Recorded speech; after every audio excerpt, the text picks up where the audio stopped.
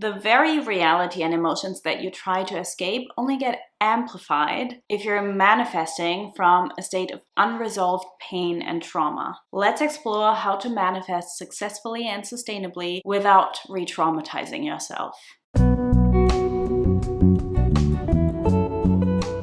Hello my loves, welcome back to my channel, or welcome if you're new here. My name is Lorena, I'm a somatic self-concept and identity coach, and I support you in bridging the gap between who you currently are or perceive yourself as and who you desire to be or become. We've spent the last 5 weeks exploring and uncovering how manifestation can sometimes keep you stuck in trauma loops, depending on the state that you're attempting to manifest from. So we did deep dives into each nervous system state: fight, flight, fawn, and freeze. You can find the playlist with all of the videos linked below, and I highly suggest you to check it out because you're going to recognize yourself in at least one of them, if not all of them to an extent. So if you've been following this series, you understand how your nervous system can impact your manifestation and hinder your manifestation sometimes. But knowing about that isn't enough. You also need to know what needs to be done to break out of it. Let's begin by breaking down what the biggest trap is that people fall into when they are trying to manifest change. So each of the nervous system states that I've explained to you impact your manifestation process in a very different way. If you've watched all the videos, you know this. But this is why it can be very tricky to uncover when you're actually operating from unresolved trauma. You might not even know that you are. All you know is that you've been trying to move forward with your life. You've been trying to make something happen and manifest something, but you feel stuck or stagnant or burnt out or like you're going in cycles. Leave a comment if you've ever felt like you want to act, you want to move forward, but something seems to sabotage you or block you, and you just don't know what, and you're just not moving forward with it. Now, people who are operating from any of these nervous system states, any of these survival responses, can go deeper into their patterns with traditional manifestation approaches, rather than actually resolve what caused the need for a certain fix in the first place. It's important to know that what you desire is not wrong. I encourage you to go all in on whatever it is that you want. But a lot of what you want actually comes from what you didn't get in the past, or from an experience that you want to make up for. So for example, if you grew up in an abusive household, of course you desire nothing more than safety. If you grew up with neglect and you didn't receive the love that you so desired and needed and deserved, of course there is nothing more that you want now than manifesting that type of love that you've always craved. A lot of the desires come from trauma. That in itself is not a problem if you do the work to actually resolve that trauma, if that is part of the process. If you do the work to shift your habitual state of being in a sustained way. But if you don't do this, or you're doing this half-baked, or you don't have a process that supports you with it and that is effective enough, you don't have the support that's required to have the space held to actually go deep into it, what can happen is that you approach manifestation incorrectly for you, for the state you're coming from. And in that case, manifestation is just a surface level solution to deeper issues. And it might seem like it works in the short term, but it keeps you trapped in the same cycle, chasing your own tail. This was my experience, and this is what actually brought me to dive so much deeper and to develop the method that I teach my clients now and that I coach my clients now in Recreate Yourself. This is why I do the work that I do. This is why I teach you how to transform your self-concept in a lasting and emotionally integrated way. Because I had this experience. I did receive successes through manifestation, but they were so short-lived, or I still felt the way I didn't want to feel, and I still didn't feel fully whole. Or I would get partial results or half-baked results. So I tell you this and I teach this because I've gone through this. Now, how do we resolve this? Well, what's actually happening and the problem that needs to be resolved and the approach it needs to be resolved with really depends on the nervous system state that you're in. The reason for your attempt to manifest might come from different sources. Maybe you're trying to control, or you're trying to strive for validation. Maybe you're using external circumstances to feel better. It might make you suppress or repress emotions, and you might begin to feel more stressed or tense rather than peace. Manifestation is never a fix, because it doesn't get to the root of the problem. And it's not going to help you feel better even if you got everything you wanted. It can only be successful when the foundation is present first, provided you want lasting results, which, if you're watching this, if you're here with me, you probably do. You probably don't want to receive acute success that is gone tomorrow. Now, given that the nervous system state that you're operating from impacts the results that you experience and how you approach manifestation, healing and changing your state is also the solution. So if manifesting from a dysregulated state keeps you stuck, what's the alternative?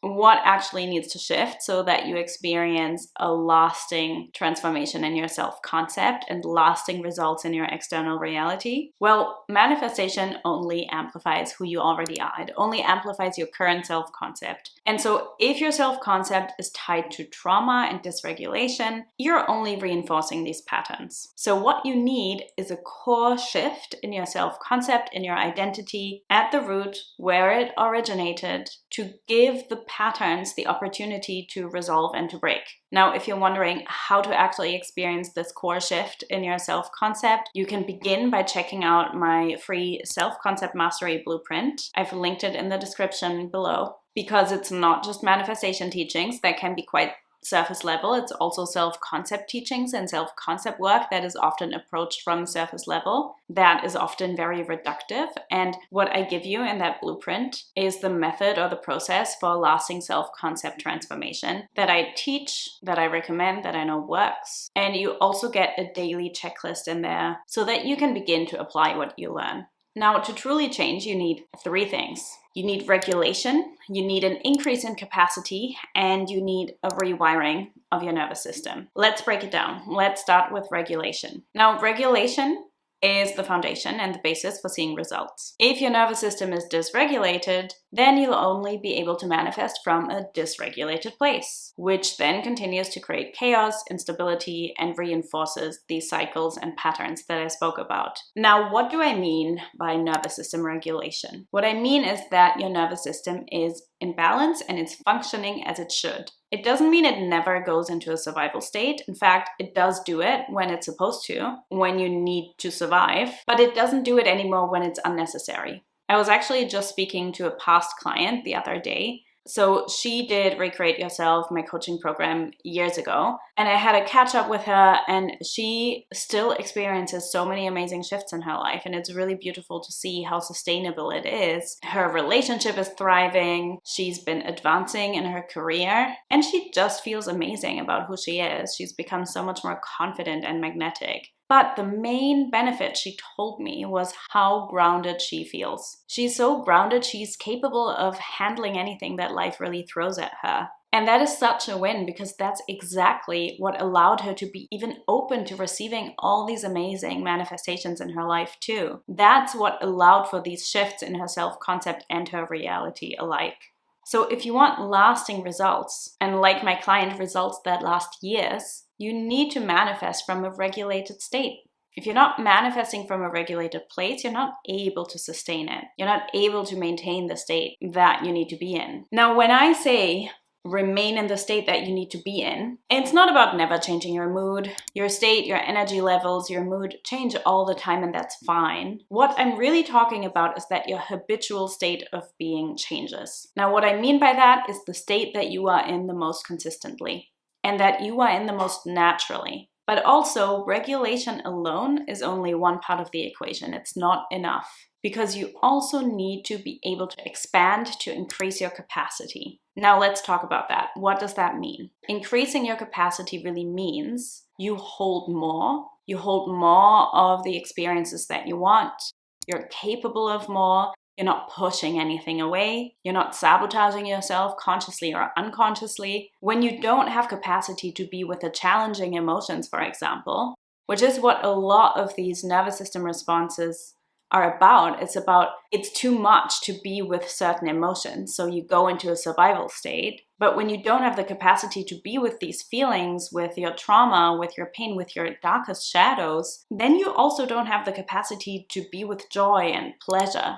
You don't have capacity to receive what you actually desire. If you push one of them away, you push all of it away. And that's often why people go in cycles, because they're in a survival state most of the time, or even chronically. And that can be in a functional state, right? You can be in functional freeze or flight or fight or fawn. You saw in the videos in what subtle ways this can show up. And when you're constantly in a survival state, you don't have the capacity to be with challenging emotions. And so you also don't have capacity to be with the flip side. In other words, you're either not able to receive what you desire, or you're not able to maintain it when it comes. The trauma responses are too big. The fear, the resistance, the protective mechanisms, they are too alive. So regulation and capacity are really key foundations. But the deepest change happens when you actually get into the rewiring of your nervous system at its core. Now, that's what actually shifts your habitual state of being. So if you've heard me talk about what you need to do is change your habitual state of being, this is what we do. This is what I teach in Recreate Yourself. This is what you need to do. It's a rewiring of your nervous system state, your go-to nervous system state. And many people get stuck just trying to regulate, and the deeper transformation is actually lacking. The deeper rewiring is actually lacking, which is why the results are short-lived. So you're constantly, again, chasing your own tail. You're getting triggered, you regulate. You get triggered, you regulate. Changing your habitual state of being requires more of you than just doing breathing techniques or whatever technique you're using to regulate your nervous system. It's not that that's a bad idea, but it's not what creates the deep change at the core. Just like manifestation is not a quick fix, right? It only amplifies who you are. Regulating your nervous system is also not a quick fix. Nervous system regulation is step one, but it doesn't transform your self-concept. First of all, every nervous system state needs to be approached slightly differently. Someone who is in a fight state, fight response, has a completely different response to something than someone who's in a freeze. So there is no blanket technique that will instantly regulate your nervous system. It kind of depends on where you're at. Secondly, regulation is not all there is the rewiring that needs to happen. Now, when I say rewire your nervous system, I mean your go-to state, your subconscious beliefs, your behavioral patterns, your unconscious habits, and so on. Nervous system healing and rewiring, not just regulation, is key to not get trapped in a cycle, because it's something that happens so deeply at your core that it lasts. And then your reality will begin to reflect that. Now, the first step to doing this is to actually understand your nervous system, to understand your own state of being, to understand your own subconscious identity. This is also what we start out with in Recreate Yourself. And this is why I created this series, to give you at least a little taste, a little insight into what state you might be operating from, at least most of the time, what your habitual state might be. But obviously here on YouTube, I can really only give you a taste. So there's a lot more to it. There's a lot more to each state than what I was able to share in the videos. If you want to rewire your habitual state of being so that you can begin to embody a new version of yourself, and you want to do this work with me, then you can check out Recreate Yourself. I have linked it in the description box below. It's my signature coaching program, and you can just look at the process there that you'll be guided through, that you'll be coached through, and feel free to apply if you want to join the next intake. I'd obviously love to work with you and support you through this process of healing and integration and rebirth and embodiment and essentially self-concept mastery. Now remember, you can do all the regulation techniques you want. You can do all the manifestation techniques you want. If your identity is still shaped by trauma, your reality will not shift, at least not long term. But when you fully rewire your self-concept at the core, everything else will fall into place. The manifestations have space to come in, the external results show up, and you just show up and feel so differently in yourself, without having to try and force or make something happen. So if this series has been eye-opening for you, let me know in the comments. What's the biggest realization that you've had? And remember that sustainable transformation comes from transforming your self-concept. That's a rebirth, not imagining who you want to be and living in that imagination. It's not burning yourself out with techniques. The change starts with resolving your trauma at the root. with reprogramming your subconscious and rewiring your habitual state of being or go-to nervous system state. Have a lovely day, and I'll see you in next week's video.